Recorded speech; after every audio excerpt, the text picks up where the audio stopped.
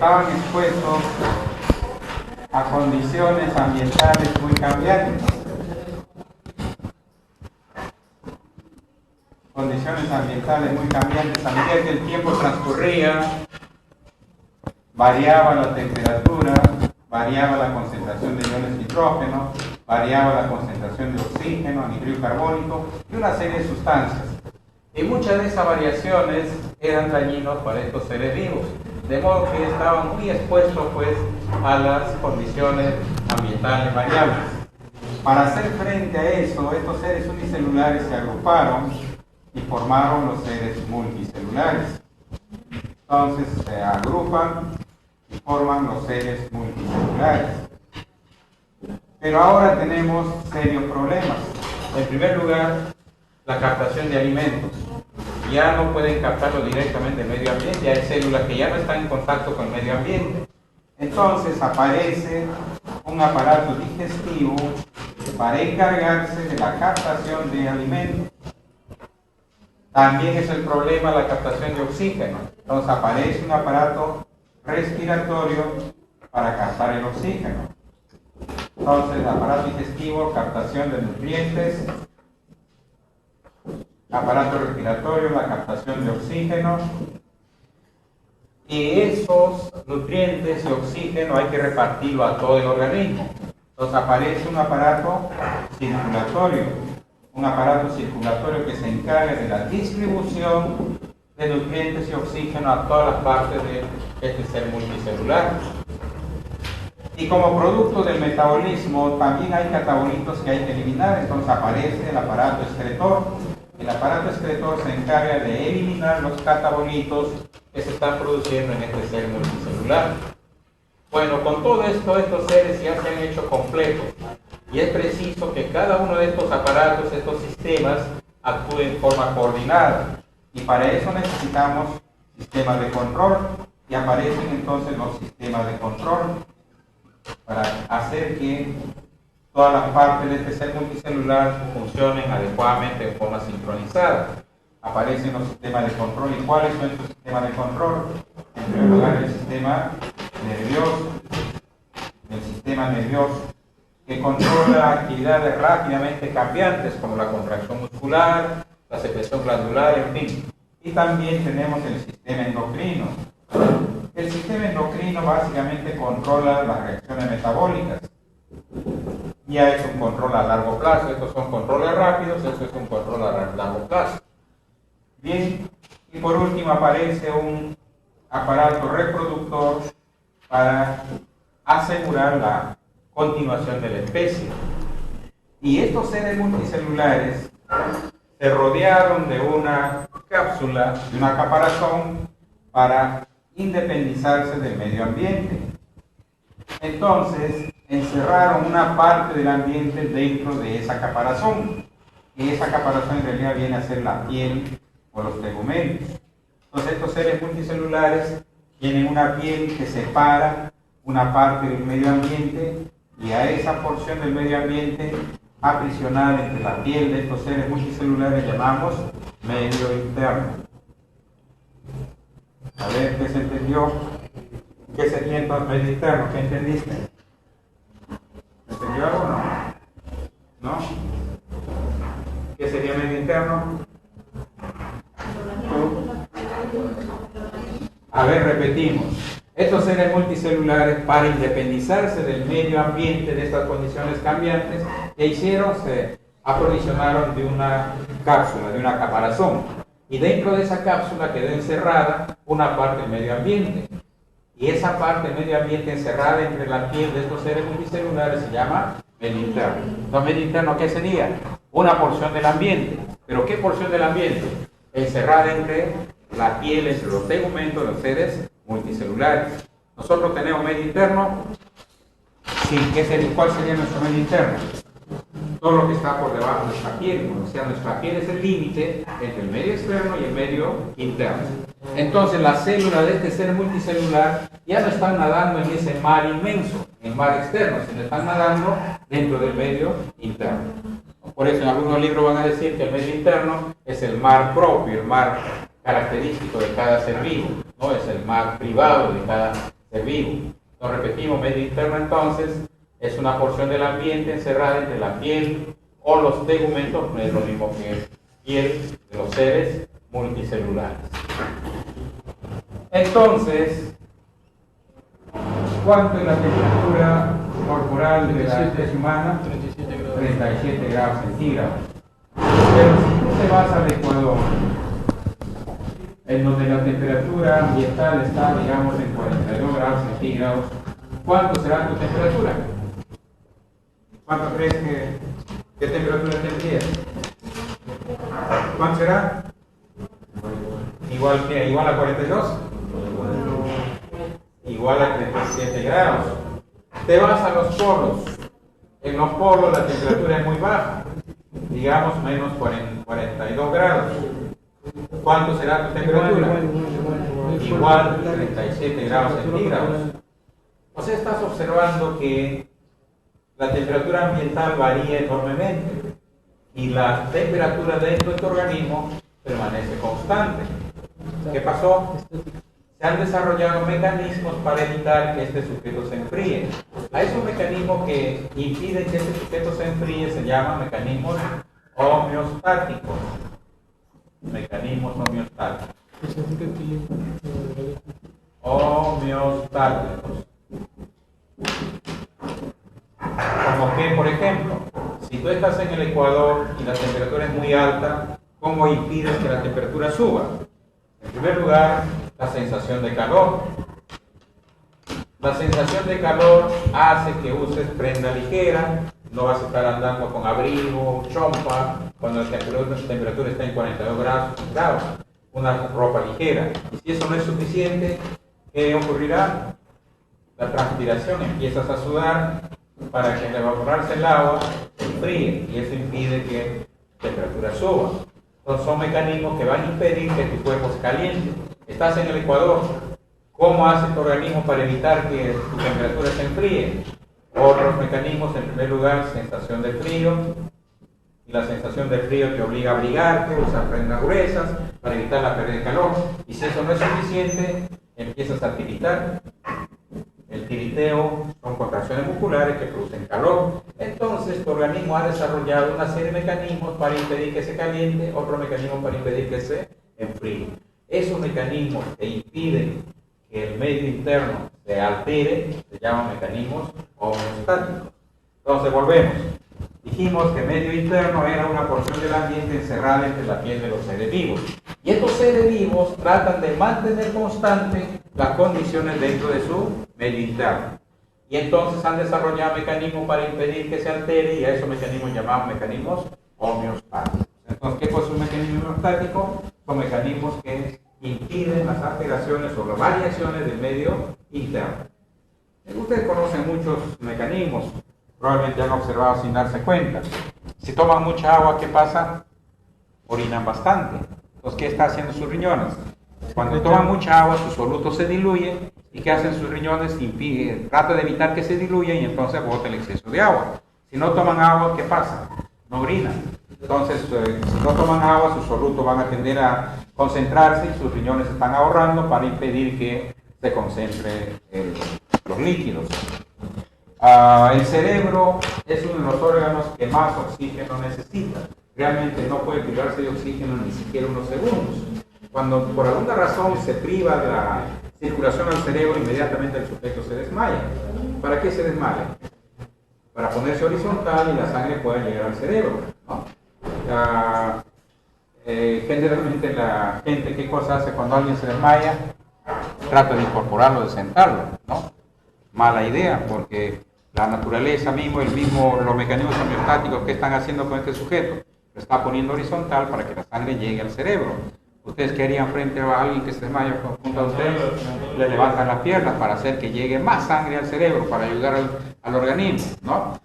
Son mecanismos pues homeostáticos. Y en realidad la fisiología es el estudio de los mecanismos homeostáticos. Iremos viendo, hay una serie de mecanismos homeostáticos. Si por alguna razón sube tu presión arterial, se desencadena mecanismos para bajar tu presión arterial al nivel normal y viceversa. Si se baja la presión arterial, hay mecanismos que tratan de subir a nivel normal.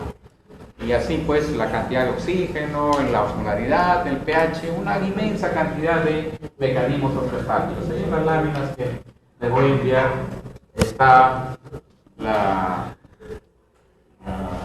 muchos ejemplos de homeostáticos, ¿no? Entonces hasta ahora, dos cosas a grabar: medio interno, porción del ambiente encerrado entre de momento los seres vivos, y que esos seres vivos tratan de mantener constantes las condiciones dentro de su medio interno, y entonces han desarrollado los mecanismos que se llaman homeostáticos.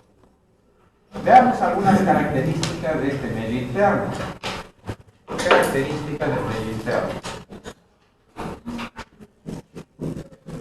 Por las propiedades del medio interno. Un primer punto es la osmolaridad. La osmolaridad. Veamos qué cosa es osmolaridad. Ustedes en su química elemental han estudiado las soluciones, han preparado las soluciones. ¿Y cómo se expresa la concentración de una solución? Simplemente unidades de peso por unidad de volumen. Por ejemplo, yo tengo una solución de cloruro de sodio al 5%, al 9 por mil, en fin, puede ser gramos por ciento, puede ser miligramos por ciento, puede ser equivalentes por litro, mil equivalentes por litro, en fin, una serie de combinaciones. Siempre son unidades de peso por unidad de volumen. Por ciento significa, 5% significa 5 gramos en 100 mililitros de agua.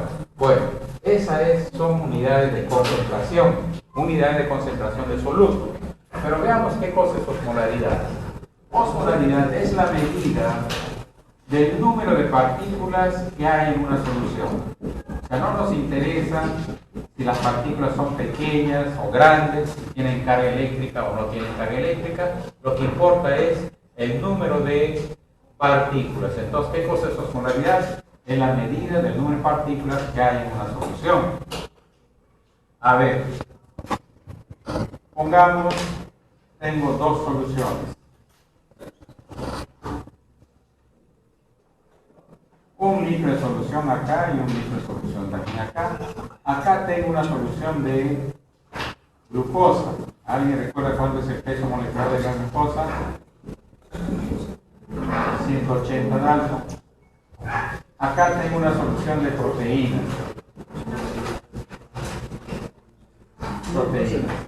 El peso molecular de las proteínas está en el orden de los miles. Hay proteínas que pesan 500.000, 800.000. Pongamos una proteína que pesa 500.000 daltos. Entonces es una molécula gigante. Imagínense que acá tengo 6 moléculas pequeñitas de glucosa. Acá tengo 6 moléculas gigantes de proteínas. ¿Qué pongo acá? ¿Osmolaridad 1 o osmolaridad 2? ¿Qué signo pongo? ¿Igual, menor o mayor? Acá en un litro tengo 6 moléculas pequeñitas de glucosa. Acá tengo 6 moléculas gigantes de proteínas en un litro de solución. ¿Qué signo pongo?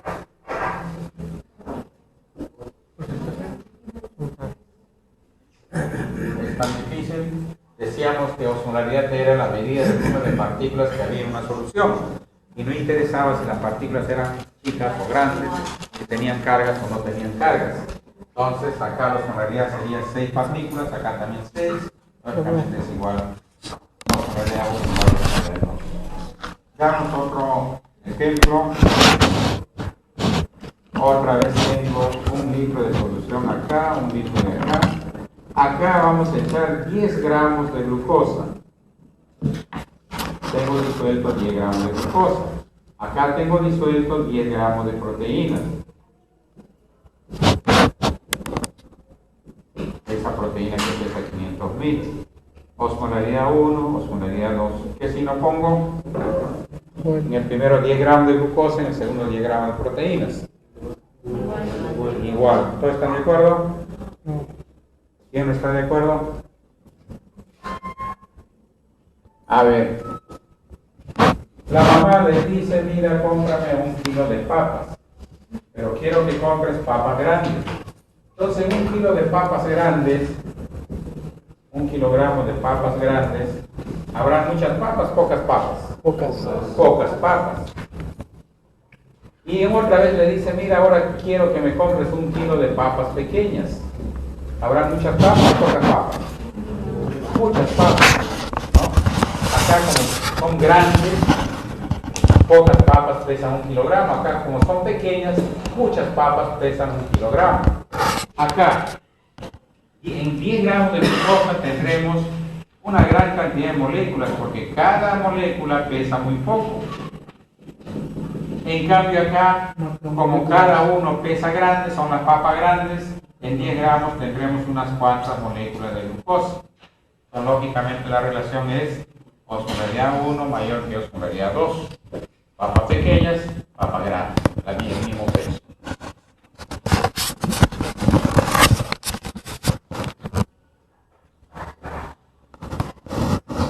¿Qué cosa es una molécula gramo? Molécula gramo de una sustancia o mol de una sustancia. Ahora sí, se habla de mol. Molécula gramo o mol de una sustancia. La molécula gramo de cualquier sustancia es igual al peso molecular expresado en gramos. Entonces, todo lo que tienes que saber es conocer el peso molecular de la sustancia y lo expresas en gramos. Peso molecular en gramos. Por ejemplo, la glucosa. ¿Cuánto será una molécula gramo de glucosa?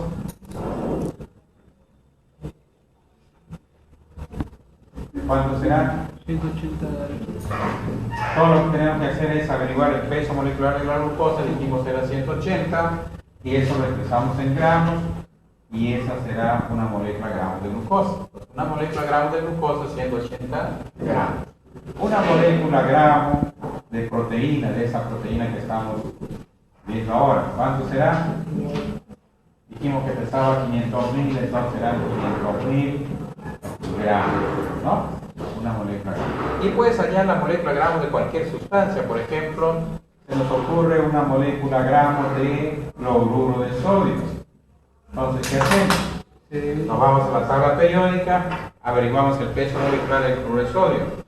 El cloruro pesa 35.5, el sodio pesa 23, entonces el peso molecular será 58.5.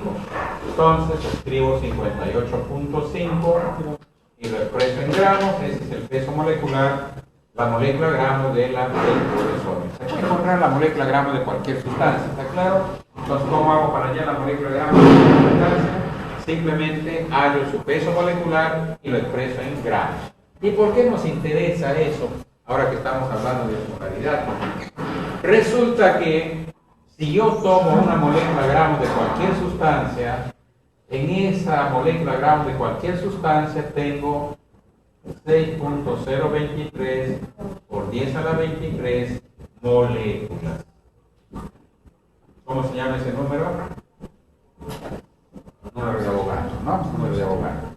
Eso quiere decir que en 180 gramos de glucosa, ¿cuántas moléculas tengo? Un número de Avogadro de moléculas. En 500.000 gramos de proteínas, 58.5 gramos de cloruro de sodio, también tengo el mismo número de moléculas. ¿No? ¿Vamos? Entonces, por eso es importante, en una molécula gramo de cualquier sustancia, siempre hay el mismo número de moléculas.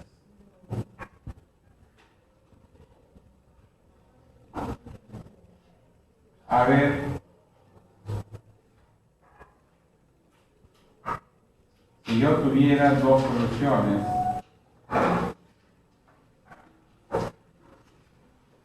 acá tengo 160 gramos de glucosa en un litro de solución. Acá en un litro de solución tengo 500.000 gramos de proteínas. Osmolaridad 1, osmolaridad 2. ¿Qué si no pongo?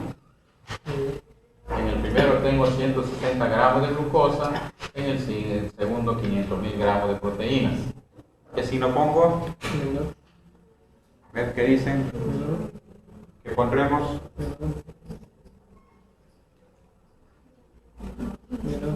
¿Qué dijimos? Que una molécula gramo de cualquier sustancia tenemos la misma cantidad de moléculas. Entonces en 170, alto, de 180. 180 gramos de proteína, muy bien tu deducción. Entonces 180 gramos de glucosa en el primer recipiente y 500.000 gramos en el segundo. ¿Qué si lo pongo ahora? Acá hay una molécula gramo de glucosa, entonces tendremos un número de Avogadro de moléculas. Acá 500.000 gramos, también una molécula gramo. También tendremos un número de Avogadro de moléculas. Lógicamente será osmolaridad 1 igual a osmolaridad 2, ¿no? ¿Listos? Ojo ahora, para dejar el pelito. Otra vez tengo dos soluciones. Acá tengo 180 gramos de glucosa otra vez. Acá tengo 58.5 gramos de cloruro de sodio. Otra vez osmolaridad 1, osmolaridad 2. Y así lo pongo.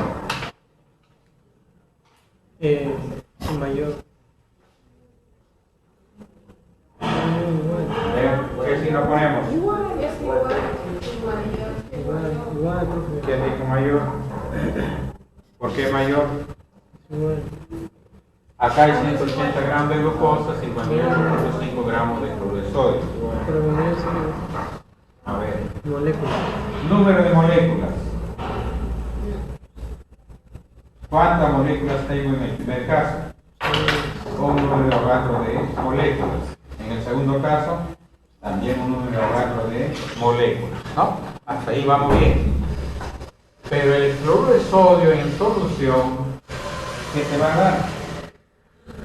Se separa. Se disocia en ion sodio y en ion cloruro. De cada molécula vas a tener dos partículas.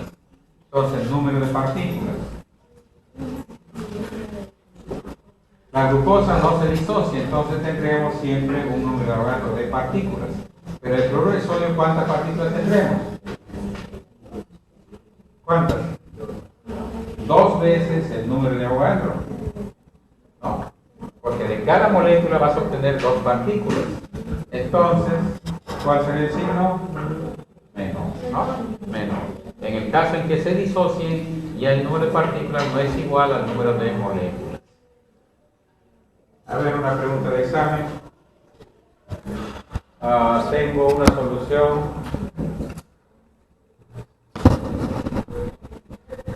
Uno molar.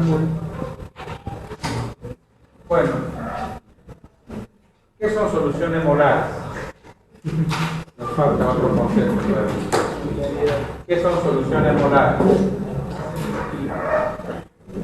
Soluciones molares son aquellas soluciones que en un litro de solución hay una molécula gramo, ¿no? Una solución 1 molar, en un litro de solución tengo un mol de esa sustancia. Un mol de la sustancia. A ver, calculen eso. En un litro de solución tengo un mol de esa sustancia. Si yo tuviera una solución 1 molar de cloruro de sodio, ¿cuánto de sodio hay acá? 58.5 gramos de cloruro de sodio, ¿no?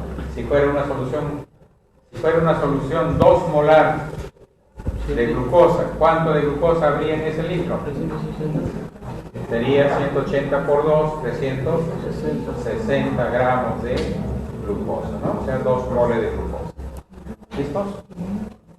Ahora, ¿qué cosa es una solución 1 osmolar? Vamos a revisar las unidades de osmolaridad. Unidades de osmolaridad. Solución 1 osmolar es aquella solución que en un litro de solución tengo un número de Avogadro de partículas. A ver, comparen la definición de una solución 1 molar con la definición de una solución 1 osmolar. En una solución 1 molar que tengo un mol de esa sustancia en un litro. Solución 1 osmolar es cuando en un litro tengo un número de Avogadro de partículas. A ver, si yo tuviera una solución, tengo un litro de solución y acá tengo 370 gramos de glucosa. ¿Cuál sería su molaridad? ¿Y su osmolaridad? Ah, doble. La glucosa no se disocia. 2. 2 osmolar también. 2 osmolar. Pero ojo con esto. Tengo un litro de solución y acá tengo, bueno, para simplificar, 58.5 gramos de cloruro de sodio. ¿Cuál será su molaridad?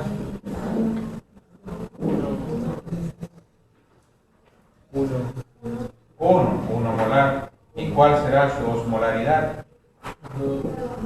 2 osmolar. Es decir, que si la sustancia no se disocia, la molaridad y la osmolaridad son iguales. Pero si la sustancia se disocia, la osmolaridad es igual a la molaridad multiplicada por el número de partículas que da en solución. Por eso en tu libro van a encontrar cómo se halla la osmolaridad de una solución, simplemente multiplicando la molaridad por el número de partículas que produce en solución. Es una ecuación que van a encontrar en su libro de química elemental. A ver, entonces si le dijera calcular la osmolaridad de una solución 2 molar de glucosa, ¿cuánto sería igual? 2 con osmolaridad. Como la glucosa no se disocia, la molaridad es igual a la osmolaridad, o aplicando la fórmula osmolaridad igual, la molaridad es 2 por número de partículas 1, 2 por 1, 2, ¿no? Entonces, la osmolaridad será 2 osmolar. A ver, calcular, esta sí es la pregunta de examen, calcular la osmolaridad de una solución 0.5 molar de cloruro de hierro, por ejemplo. A ver, Sí, socio. 1.5. ¿cuánto será? 1.5. Entonces, aplicando la fórmula que decíamos, en la osmolaridad es igual a la molaridad. ¿Cuánto es tu molaridad? 0.5 por número de partículas. ¿Cuántas partículas le da el cloruro de hierro en solución? 3 cloruros y un hierro, o sea 4 partículas. Entonces será por 4, o sea 2 osmolar, ¿no? Dime. ¿Perdón? A todo el truco está en entender qué cosa es una solución 1 molar. Solución 1 molar es aquella solución que en un litro tiene un mol de esa sustancia, una molécula gramo de esa sustancia.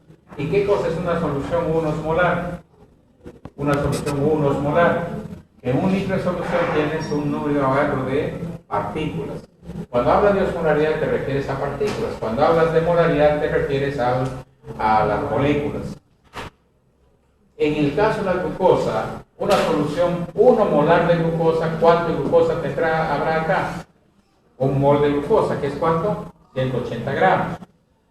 Hablando de la glucosa, una solución 1 osmolar de glucosa, ¿cuánto será igual? Como no se disocia, en un mol de glucosa hay un número de Avogadro de partículas, entonces una solución 1 osmolar de glucosa tendrá un número de Avogadro de partículas, es decir, una molécula gramo. Vienen a ser iguales. Pero acá te refieres a las moléculas, acá te refieres a las partículas, es lo mismo.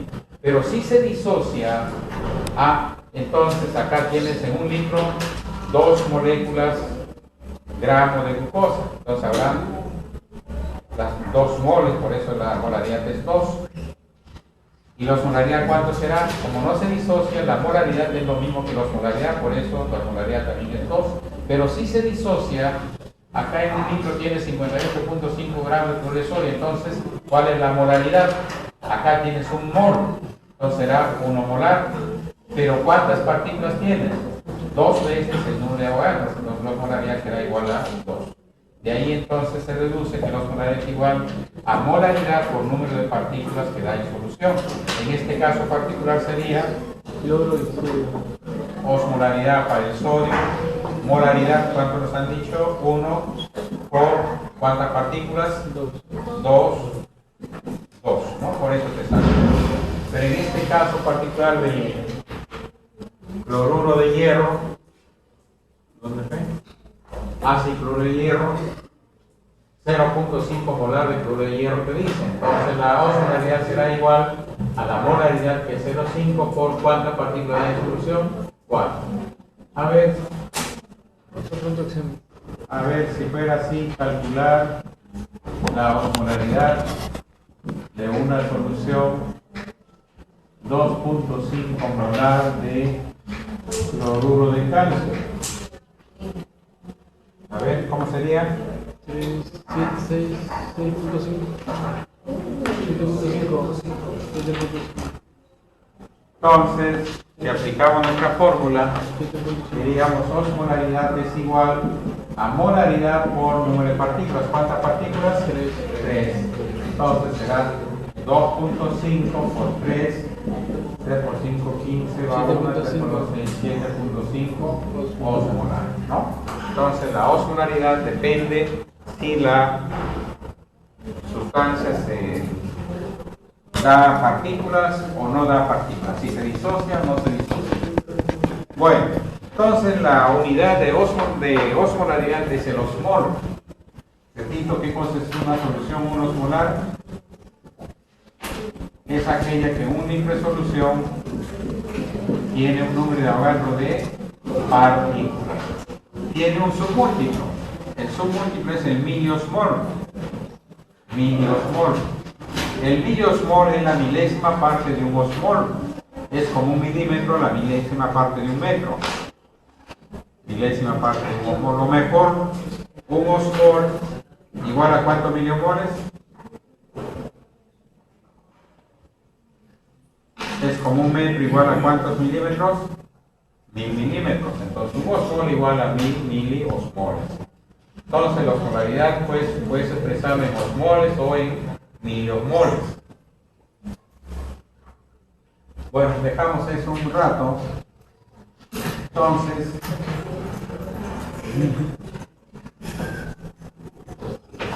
vamos a ver otro aspecto de los seres vivos, es el contenido acuoso. Contenido acuoso de los seres vivos.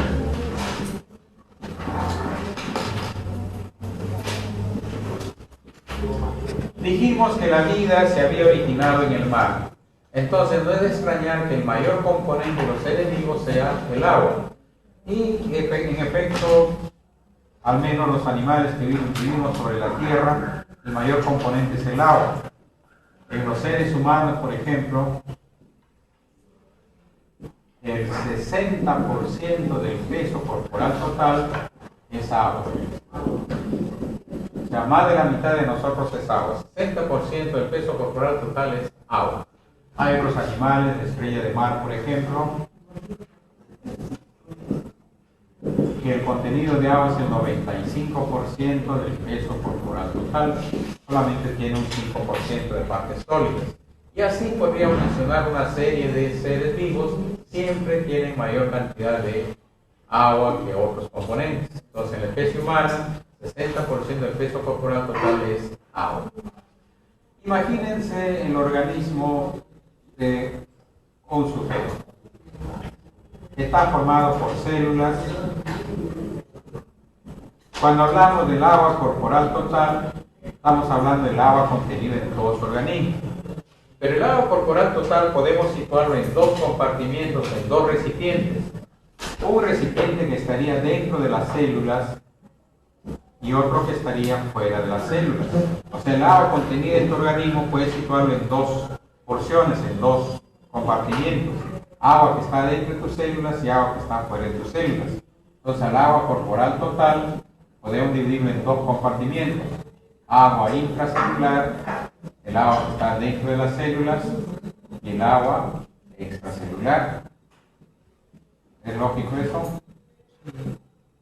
Entonces, el agua total de tu organismo puede estar en dos partes, en dos compartimientos, dentro de tus células o fuera de tus células. ¿Qué porcentaje se encuentra en cada uno de estos compartimientos?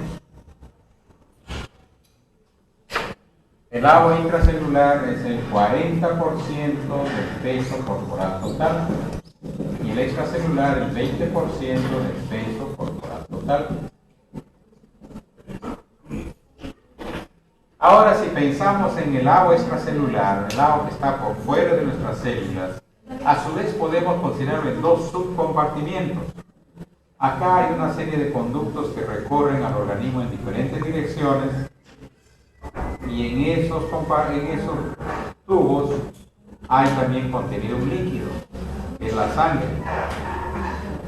Entonces, al agua que está por fuera de las células, al agua extracelular, podrías dividirlo en dos subcompartimientos. Un volumen de agua que está dentro de los vasos sanguíneos, ¿cómo le llamaríamos? Agua intravascular, está dentro de los vasos sanguíneos. Y el otro volumen de agua sería el agua que está fuera de los vasos sanguíneos y está entre las células. Es el agua intersticial. El agua intersticial. Entonces, el compartimiento extracelular tiene a su vez dos subcompartimientos, el intravascular y el intersticial. En el intravascular está el 5% peso corporal total, intersticial 15% del peso corporal total. ¿Listos? Entonces, en su libro van a encontrar figuras como esta. Representan al agua corporal total. Esta agua corporal total está dividida en dos compartimientos: agua extracelular y agua intracelular. El agua extracelular a su vez divide en dos subcompartimientos: el agua intravascular y el agua intersticial. Bien, a ver, para que se les vaya un poco el sueño, el siguiente ejercicio es una fija también para el examen. Calcular. Eso de bueno tiene venir a las clases teóricas. Vamos dando las fijas. Al final en realidad ya no tienen nada que estudiar.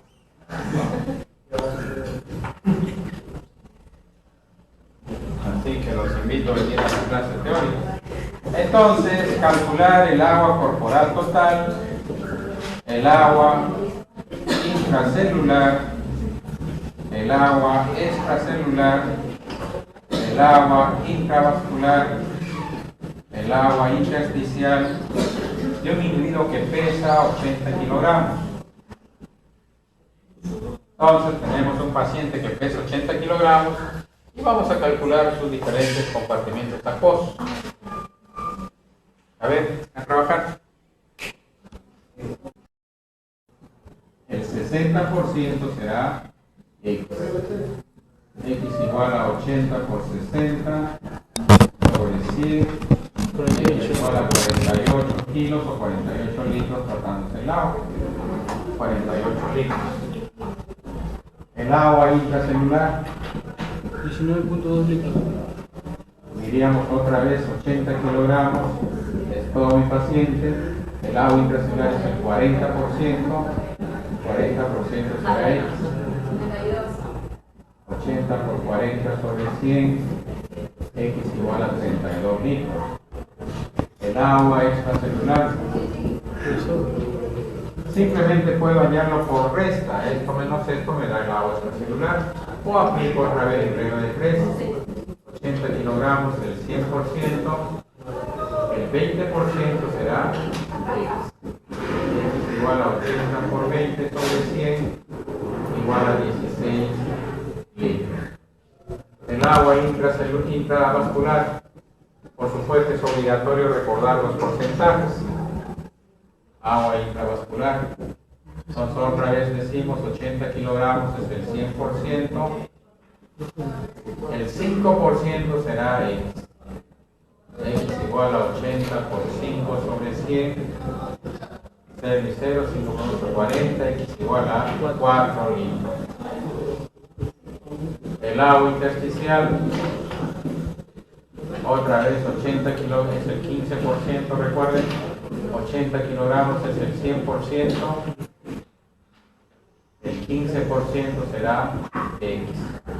No faltan estudiantes en cada promoción que me dicen 80 kilogramos es el 100%, entonces el 15% es el 100%. Por supuesto no les sale. 80 por 15 sobre 100 es igual a 12, ¿no? 12 litros. Bien, como ven, es simplemente un problema de aritmética elemental. Muy fácil calcular entonces si conocemos los porcentajes. Entonces, el agua corporal total dividido en dos compartimientos, el extracelular y el intracelular. Esta línea ¿qué vendría a representar físicamente? ¿Qué sería en realidad esta línea? ¿Qué separa al extracelular del intracelular? ¿Qué separa? Agua intersticial. Lo que está por dentro de la membrana celular es el agua intracelular, lo que está por fuera es agua extracelular. Entonces esa línea vendría a ser la membrana celular. Entonces lo que está por dentro de la membrana celular es intracelular, lo que está por fuera es extracelular. Ojo que acá en el intracelular estamos contando el agua contenida en todas las células. ¿Y esta línea qué vendría a ser físicamente? Agua intersticial. ¿Qué separa el intravascular del intersticial? El líquido que está dentro de los vasos sanguíneos es el intravascular, el que está por fuera es el intersticial. O sea, ¿qué vendría a ser? La pared vascular. La pared vascular separa entonces al intravascular del intersticial. A ver, entonces dentro de los vasos sanguíneos tenemos un líquido llamado sangre. Digamos, más o menos tiene 5 litros de sangre. ¿Será igual al agua intravascular? ¿Por qué no? ¿Por qué no? ¿Por qué no el agua intracelular es igual a la sangre? Igual. En la sangre tenemos células, eritrocitos, leucocitos y plaquetas. Y tenemos una parte líquida que es el plasma. La parte líquida es el plasma. Entonces, cuando tú hablas de agua intracelular, también estás contando el agua que está dentro de estas células. De modo que el agua extracelular solamente es el plasma. Entonces, el agua intravascular en realidad es el plasma, no es la sangre. No. Por eso es que el volumen, el porcentaje del líquido intracelular, intravascular, ¿cuánto dijimos que era? Intravascular el 5%. El porcentaje de la sangre es el 8%. O sea, el 8% de tu peso corporal total es sangre. El 5% de tu peso corporal total es el líquido intravascular, o sea, el plasma. Bueno, ¿alguna pregunta al respecto? Entonces, volvemos a nuestra osmolaridad. Entonces, en resumen, terminemos de una vez con esto. Entonces, en resumen, el mayor componente de los seres vivos y de la especie humana es el agua. ¿Cuánto de agua tenemos? Normalmente el 60%. Pero no siempre tenemos el 60%. Puede variar según ciertas circunstancias. Variaciones normales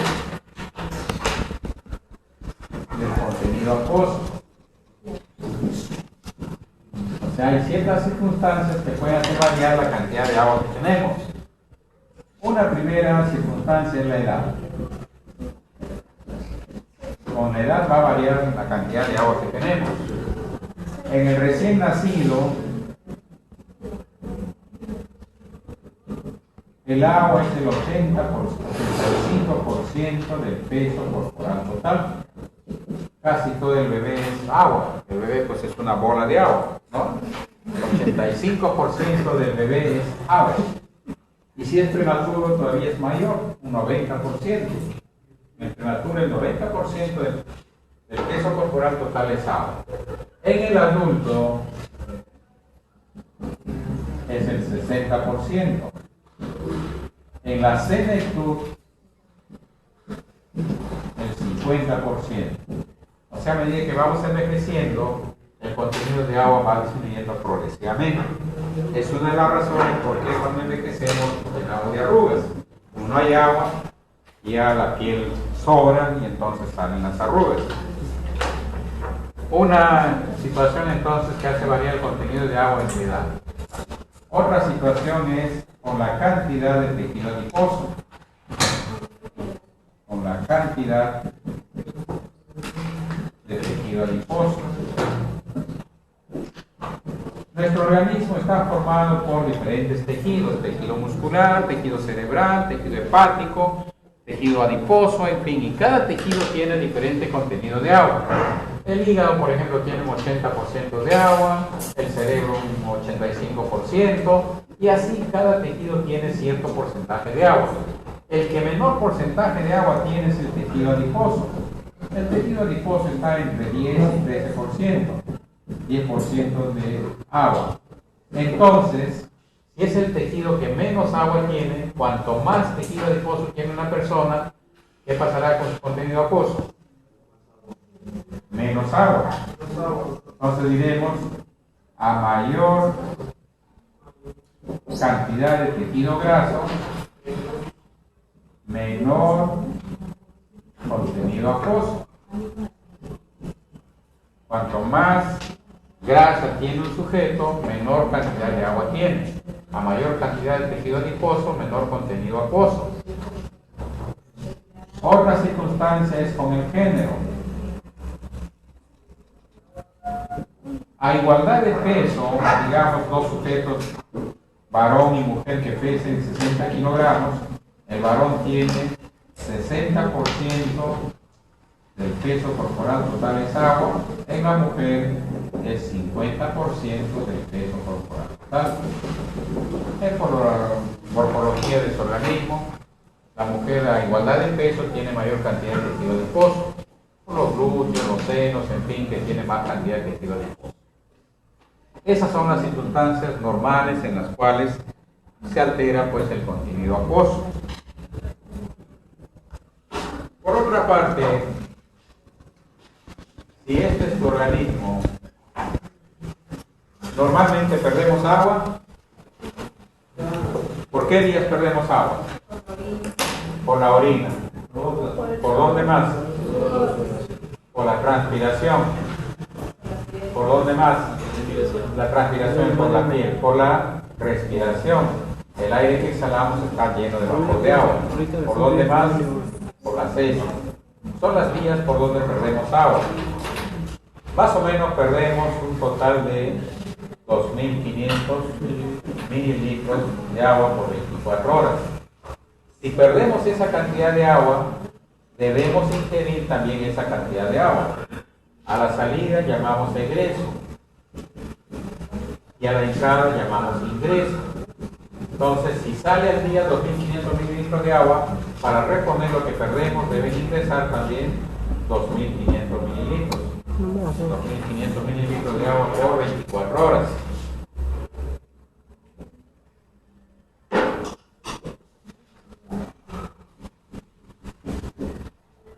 Bien, entonces surge el concepto de balance. ¿Qué cosa es balance? Ustedes en su práctica diaria todos los días hacen balance. Papá les dio 10 soles de propina, en la noche revisan su cuenta, si le ha sobrado, si les faltó, en fin, están haciendo un balance. ¿Qué cosa significa balance? La comparación entre el ingreso y el egreso. Entre la entrada y la salida, eso se llama balance. Entonces, de esa comparación puede resultar que el ingreso es mayor que el egreso. Digamos, le dieron 20 soles, solo gastaron 10 soles y en la tarde ustedes hacen su cuenta y dicen, hemos ahorrado, estamos en balance positivo. Balance positivo.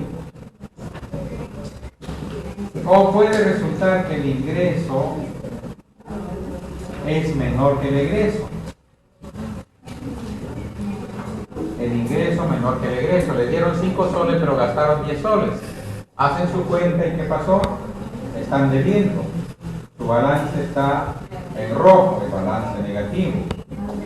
No están debiendo, balance negativo. O puede resultar que el ingreso es igual que el egreso. Le dieron 5 soles, gastaron 5 soles, terminaron el día sin ganar, sin ahorrar ni deber. Entonces ustedes dicen, mi balance es 0. El balance es 0. Bien, entonces lo que comparas el ingreso con el egreso se llama balance. ¿Cuál de estos balances será conveniente con respecto al agua?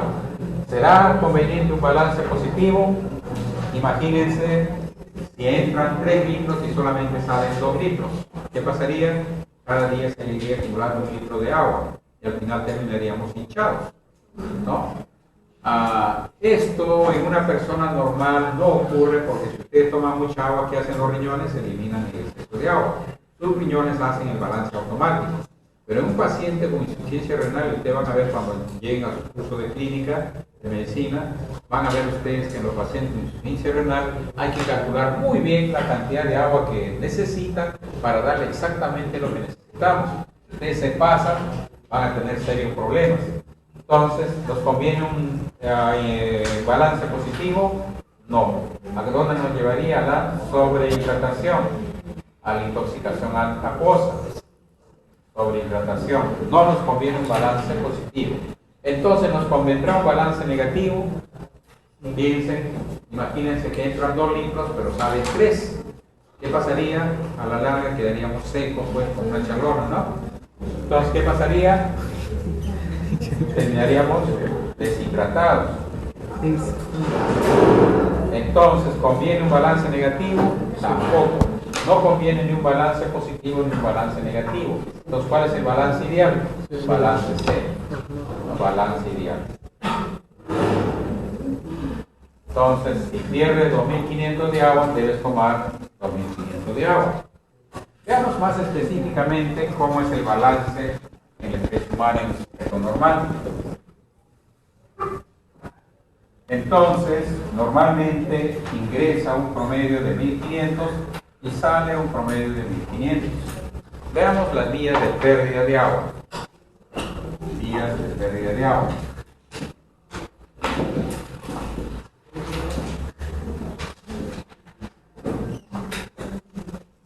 ¿Cómo perdemos agua?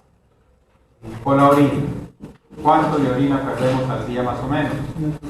1.500 mililitros por 24 horas. ¿Por dónde más dijimos que perdíamos agua?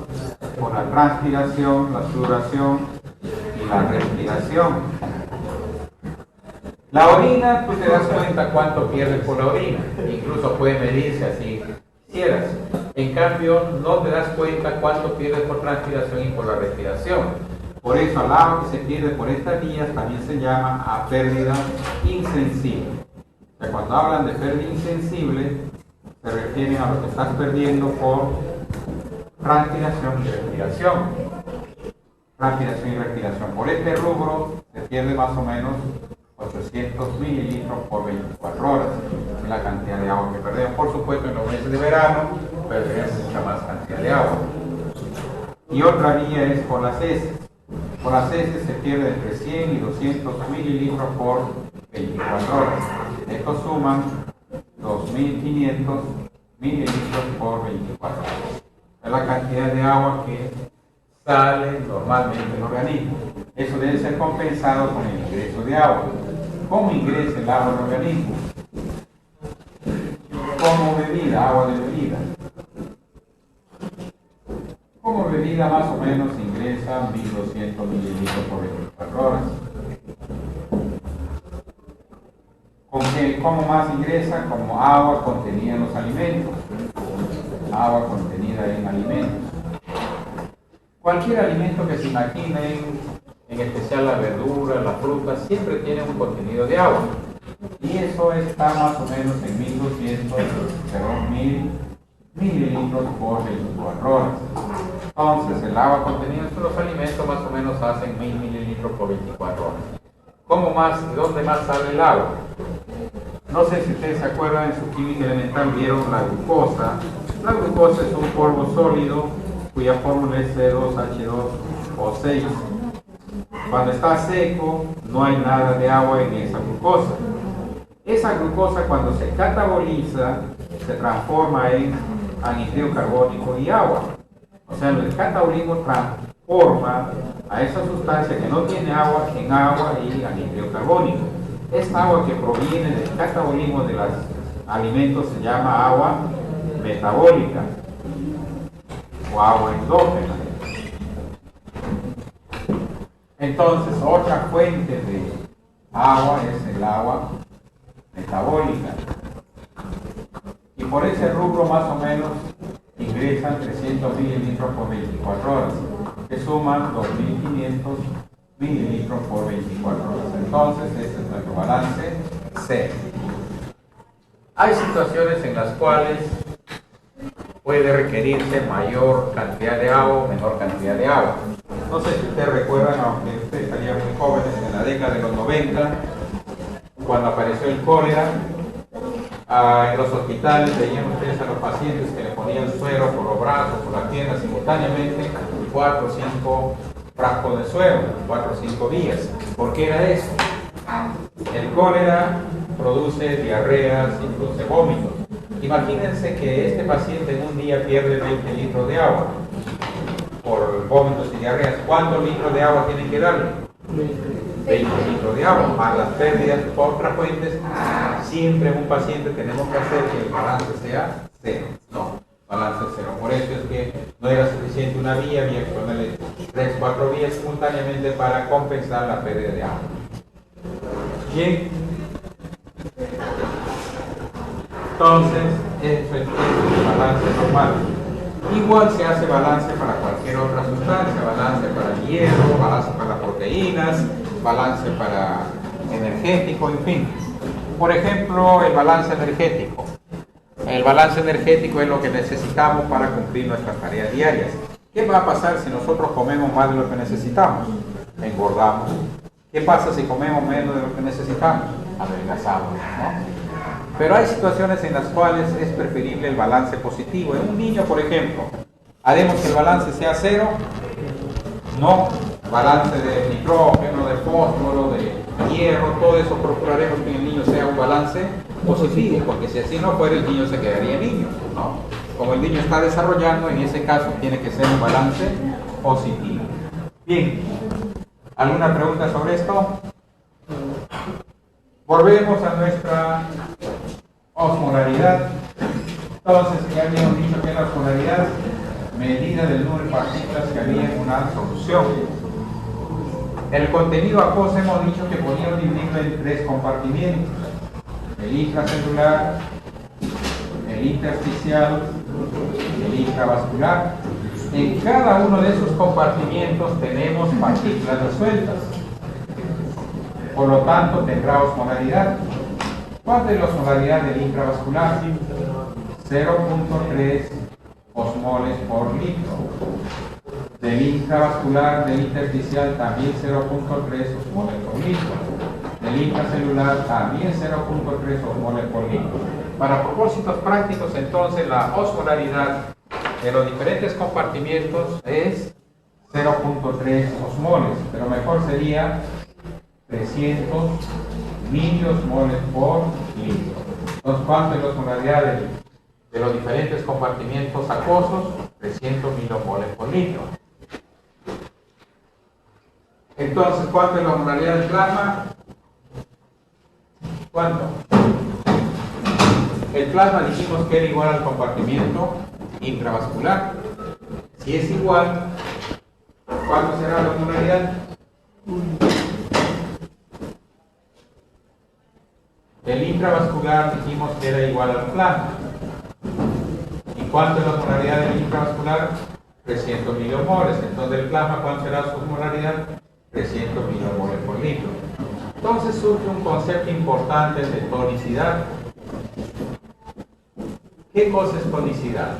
Tonicidad viene de comparar la osmolaridad de una solución cualesquiera con la osmolaridad plasmática. Entonces, si comparamos la osmolaridad de una solución con la osmolaridad plasmática, estamos averiguando lo que se llama tonicidad. Y entonces puede resultar lo siguiente, que la osmolaridad de la solución es igual a la osmolaridad plasmática, es decir, ¿cuánto? La osmolaridad 300 milimoles por litro. Entonces decimos que esa solución es una solución isotónica. Isotónica. Entonces, ¿qué son soluciones isotónicas? Son aquellas soluciones cuya osmolaridad es igual a la osmolaridad plasmática. Y hay dos soluciones que es obligatorio recordar. Solución de cloruro de sodio al 9 por mil, 9 gramos en un litro, o es equivalente a decir 0.9%, o también llamado suero fisiológico. El suero fisiológico es cloruro de sodio al 9 por mil. Es una solución isotónica, cuya osmolaridad, repito, es de 300 milimoles por litro. Otra solución isotónica muy importante, solución de dextrosa al 5%. Esas dos soluciones son isotónicas, cloruro de sodio al 9 por mil y dextrosa al 5%. Puede resultar que la osmolaridad de la solución es mayor que la osmolaridad plasmática. Entonces, esas soluciones se llaman soluciones hipertónicas. Soluciones hipertónicas. Entonces, ¿qué cosa es una solución hipertónica? Aquella solución cuya osmolaridad es mayor que la osmolaridad plasmática, es decir, mayor de 300 milomoles. Ejemplo, cualquier concentración mayor que esta 2. Puede ser, por ejemplo, solución de cloruro de sodio al 5%.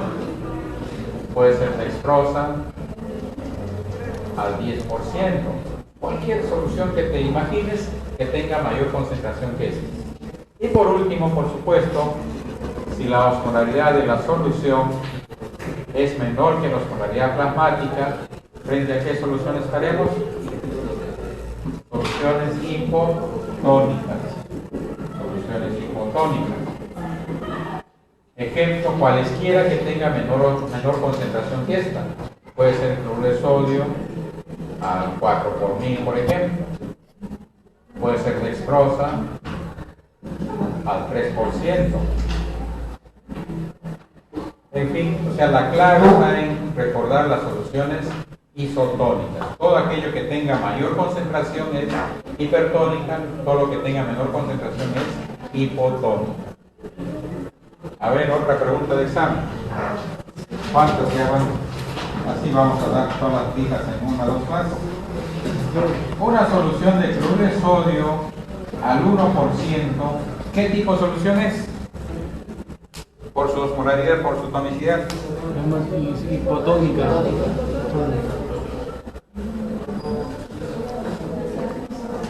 Isotónica es una solución de cloruro de sodio al 0.9%.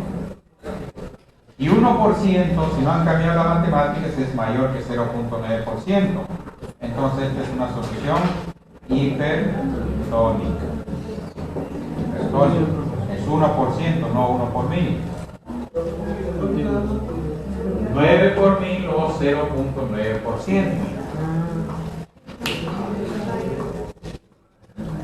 Otra, profe. Ya el día del examen. Profe, ¿puedo repetir, por favor? Todo el truco está en reconocer las soluciones isotónicas. Cloruro de sodio al 9 por mil y dextrosa al 5%. 9 por mil significa 9 gramos en 1000 mililitros o 0.9%. Otro, un ejemplo más.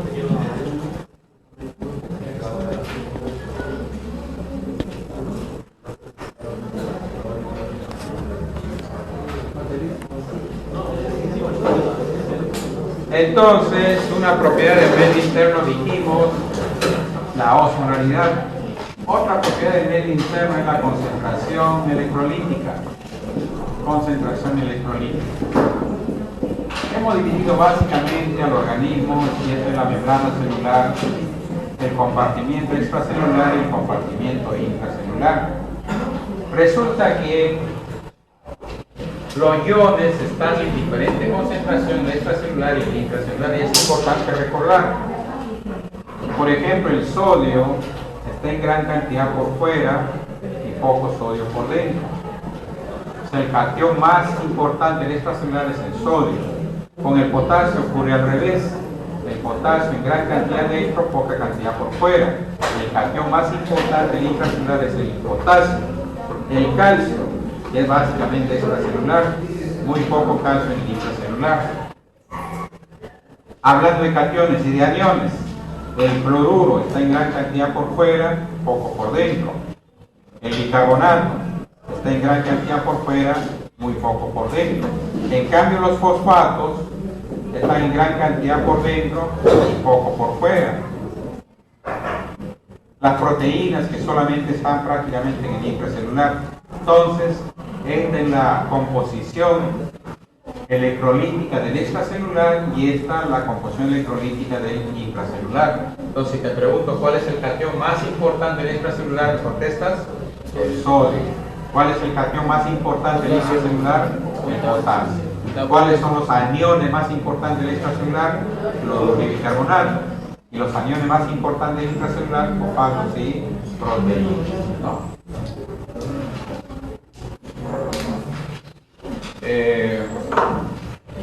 Tengo un problema, muchachos. Como no sabía que iba a tocar en este grupo, pedí consulta para un cardiólogo. Tengo mi cita ya desde hace un mes en el hospital, el lunes y martes próximo, de modo que el día martes no tendremos clase. El siguiente martes veremos cuando recuperamos en esta clase. Así que no me esperen el próximo martes, el siguiente martes tendremos la clase. Mientras tanto van a recibir las clases.